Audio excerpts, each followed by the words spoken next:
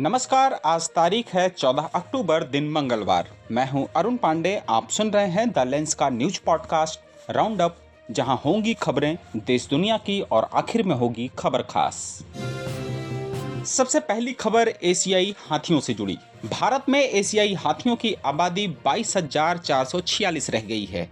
यह गणना 2017 के 27,312 के मुकाबले 4,065 कम है, यानी 17.81% की कमी।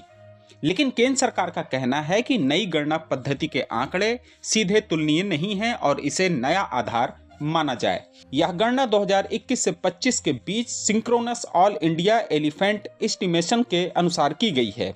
रिपोर्ट के अनुसार सबसे अधिक हाथी पश्चिमी घाट में 11,934 हैं। इसके बाद उत्तर पूर्वी पहाड़ियों और ब्रह्मपुत्र के मैदानों में 6,559 हाथी हैं। शिवालिक पहाड़ियों और गंगा के मैदानों में हाथियों की संख्या 2,062 है और मध्य भारत और पूर्वी घाट में हाथियों की संख्या 1,891 है। राज्यों में कर्नाटक 6,013 हाथियों के साथ पहले स्थान पर है। इसके बाद नंबर आता है असम का, जहां 4,159 हाथी हैं। तमिलनाडु में 3,136, केरल में 2,785, उत्तराखंड में 1,792 और उड़ीसा में 912 हाथी हैं। अब खबर बिहार विधानसभा चुनाव से। बिहार में विधानसभा चुनाव पूरी तरह चढ़ गया है। टिकट बंटवारे को लेकर असंतोष की खबरें अब सतह पर आने लगी हैं। ताजा मामला जनता दल यूनाइटेड से जुड़ा है। भागलपुर के सांसद अजय मंडल ने इस्तीफे की पेशकश कर पार्टी में खलबली मचा दी। फेसबुक पर अपनी नाराजगी जाहिर करते हुए मंडल ने कहा कि उनकी राय को तवज्जो नहीं मिल रही। अगर सांसद की बात का कोई वजन नहीं तो पद पर बने रहने का क्या मतलब। सूत्रों के मुताबिक मंडल टिकट बंटवारे और स्थानीय नेताओं की अनदेखी से नाराज हैं।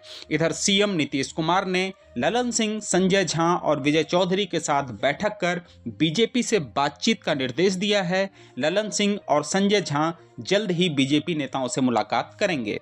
हालांकि जेडीयू की ओर से अजय मंडल के इस्तीफे पर अभी तक कोई आधिकारिक प्रतिक्रिया नहीं आई है। फिर भी राजनीतिक गलियारों में इसे जेडीयू के भीतर बढ़ते असंतोष का संकेत माना जा रहा है। उधर छत्तीसगढ़ में आर्थिक अपराध शाखा ने कोर्ट में 8,000 पेज का चालान दाखिल किया है, जिसमें पूर्व राज्य प्रशासनिक सेवा अधिकारी सौम्या चौरसिया पर 50 करोड़ रुपए की अवैध संपत्ति जुटाने का सनसनीखेज आरोप है।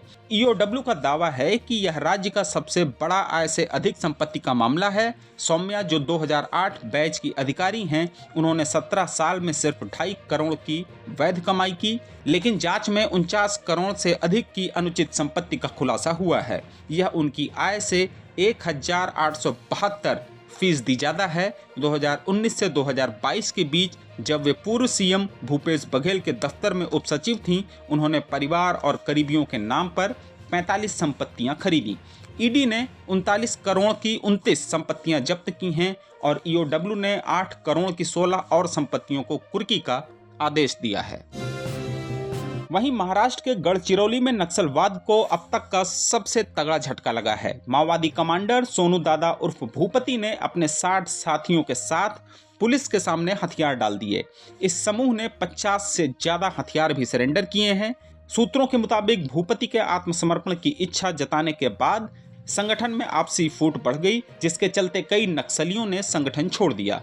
पुलिस ने आत्मसमर्पित नक्सलियों से पूछताछ शुरू कर दी है ताकि माओवादी नेटवर्क का खुलासा हो सके।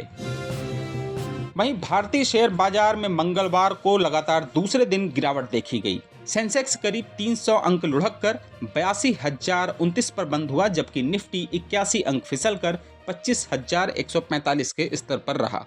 बैंकिंग और फाइनेंशियल सेक्टरों के शेयरों ने बाजार पर भारी दबाव डाला। इस गिरावट से निवेशकों की संपत्ति में लगभग 3 लाख करोड़ रुपए की कमी आई है। मिड कैप और स्मॉल कैप इंडेक्स में भी 1% की गिरावट दर्ज की गई। वहीं पड़ोसी देश पाकिस्तान अफगान तालिबान के लगातार हमलों से हलकान है।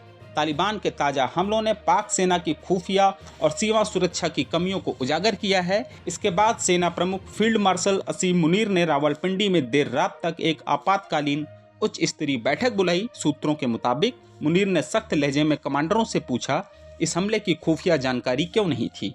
यह इंटेलिजेंस फेल्योर कैसे हुआ। मुनीर ने इसे रणनीतिक विफलता करार देते हुए सभी कमांडरों को 7 दिन में विस्तृत रिपोर्ट सौंपने का आदेश दिया है, जिनमें कमियों और सुधार के कदमों का जिक्र हो। और आखिर में जरा हटके में बात ग्लेशियरों की। ऑस्ट्रिया के वैज्ञानिकों ने खुलासा किया है कि हमारे ग्लेशियर धीरे धीरे अपनी ठंडक खो रहे हैं। दरअसल ग्लेशियर अपने आसपास की हवा को ठंडा करके खुद को बचाने की कोशिश कर रहे हैं। इसे वैज्ञानिक स्वयं शीतलन प्रभाव कहते हैं। लेकिन ये जादू ज्यादा दिन नहीं चलेगा। अगले 10 सालों में ये ठंडक अपनी सीमा पर पहुंच जाएगी और फिर ग्लेशियरों का पिघलना और तेज हो जाएगा। स्विट्जरलैंड के ग्लेशियर डे पर 2022 में वैज्ञानिकों ने 17 डिग्री सेल्सियस तापमान रिकॉर्ड किया, जो बर्फ के लिए गर्मी जैसा मौसम है। हिमालय जैसे बड़े ग्लेशियर अभी भी ठंडी हवाएं यानी काटाबेटिक विंड्स छोड़कर आसपास के इलाकों को बचा रहे हैं, लेकिन ये सुरक्षा भी टेम्परेरी है। वैज्ञानिक चेतावनी दे रहे हैं कि अगर हमने कार्बन उत्सर्जन और अपने तौर तरीकों में बदलाव नहीं किया तो 21वीं सदी के मध्य तक कई ग्लेशियर बस यादों में रह जाएंगे। तो चलिए, ये समय है जागने का और धरती को बचाने का। आप क्या कहते हैं? आज के लिए बस इतना ही। कल होगी फिर मुलाकात नई खबरों के साथ। खबरों को विस्तार से पढ़ने के लिए विजिट करिए हमारी वेबसाइट thelens.in। यूट्यूब के अलावा हमारे पेज को एक्स, फेसबुक और इंस्टाग्राम पर भी फॉलो करें। शुक्रिया।